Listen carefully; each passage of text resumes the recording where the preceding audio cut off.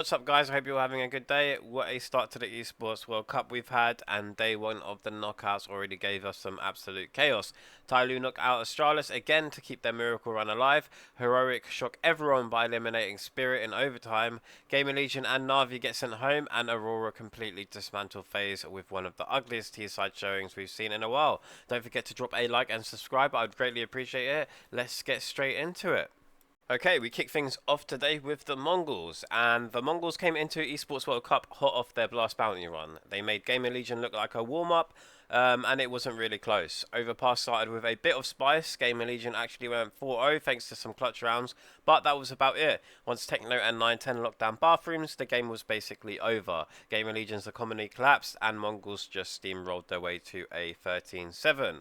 And then on Inferno, absolute stomp. Mazzino put the nails in the coffin with not one, but two 1v3 clutches, and Mongols closed it 13-3 without breaking a sweat.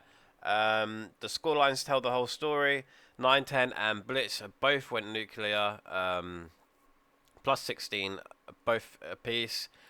Plus 7 for Techno, 1.68 rating for Blitz, a 1.30 rating for 910, a 1.40 rating for Techno. Just a great game all around for the Mongols. On the other side, Kersey, not really having a great game, as well as ZTR, so yeah, not really great. Moving on to 3D Max versus Navi, and Navi are out early at the Esports World Cup, and it's 3D Max who sent them home with a 2-1 upset win.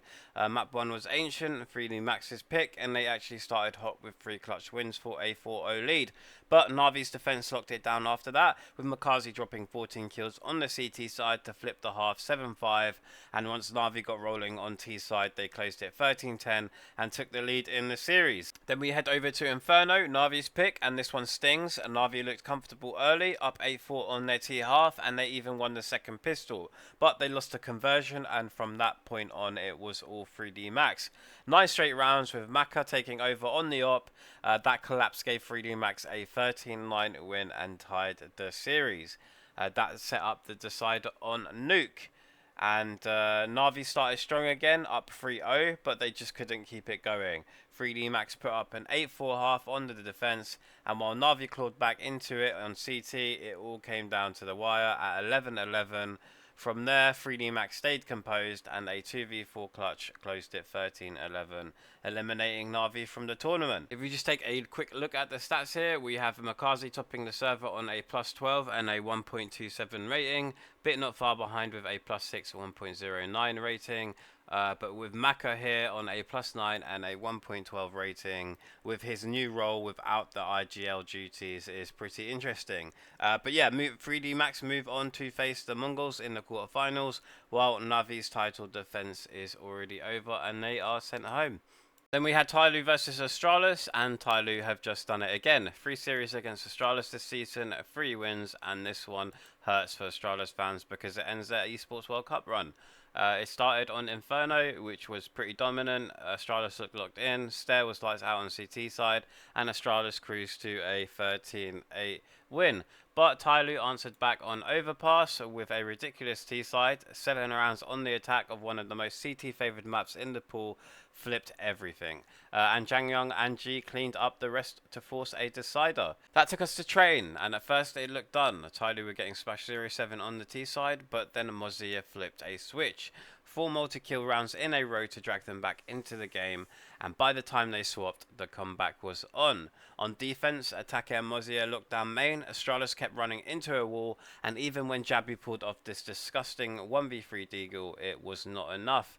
TYLOO closed it out 13-10, and the series 2-1, and Astralis heading home. If we take a look at the stats, Mozia was the hero here. 55 kills and a disgusting 1.30 rating, absolutely clutching when TYLOO needed him the most. For TYLOO though, this is huge. They are now through into the quarterfinals. Which then brings us to Vitality versus Liquid, another classic, and just like 5 days ago, Vitality came out on top. This time it was a 2-0. Liquid's Mirage pick looked like a disaster early. Zyru and Rops were farming, both dropping over a 2.0 ratings in the half, and Vitality cruised to a 9-3 CT side. but Liquid actually came alive on defense. Nertz locking down connector, Sui holding A with him, and suddenly Liquid won 7 in a row to go up 10-9. For a second, it looked like they were going to steal it, but after a tech pause, Zyru pulled out a triple mid, Vitality stabilized, and they closed it 13-11, despite Flames having one of his worst maps in months. Then we had Dust 2, and this is where it's turned into a slugfest. Vitality started strong with Flames, Mezzi and Rops all hitting multi-kills, but Twist dragged Liquid back from the grave. A quad kill and a 1v2 to stay alive, then more impact with NAF as they forced overtime, but to no avail. With some back and forths, Vitality eventually closed the map out 19-16. If we take a look at the stats from the end of the game, Zyru topping the server with a +17 and a 1.46 rating. Rops not far behind with a +14 and a 1.36 rating. Not a great game series from Apex here with a -14, and the same could be said for Sui with a -20 and a 0.7 rating. So pretty bad one from him. But that is Vitality through into the quarters, and Liquid are out and sent home. Moving on, we had Spirit versus Heroic, and it was the biggest upset of the World Cup so far. It started ugly for Heroic on Ancient. Spirit smashed them 13-5 with Shura and Donk just farming. Looked like another day at the office for the Russians, but then a nuke happened, and this was the youngster show. 2 1v2 clutches, constant impact, and he ended with a ridiculous 2.09 rating to drag Heroic to a 13-3 stomp. That flipped the whole mood going into Mirage, and that decider was pure chaos. Spirit kept clawing back, Donk hitting shots, Shiro dropping a 1.37 rating overall, but Heroic just wouldn't go away. Rookie Alcarin chipped in, youngster found more impact plays, and then Tanir, the guy who's literally joining Spirit after this event, stepped up huge against his future team. He dropped 50 kills across the series, including key rounds on Mirage that sent it to overtime. Heroic finally closed it 16-14, sending Spirit home way earlier than anyone expected.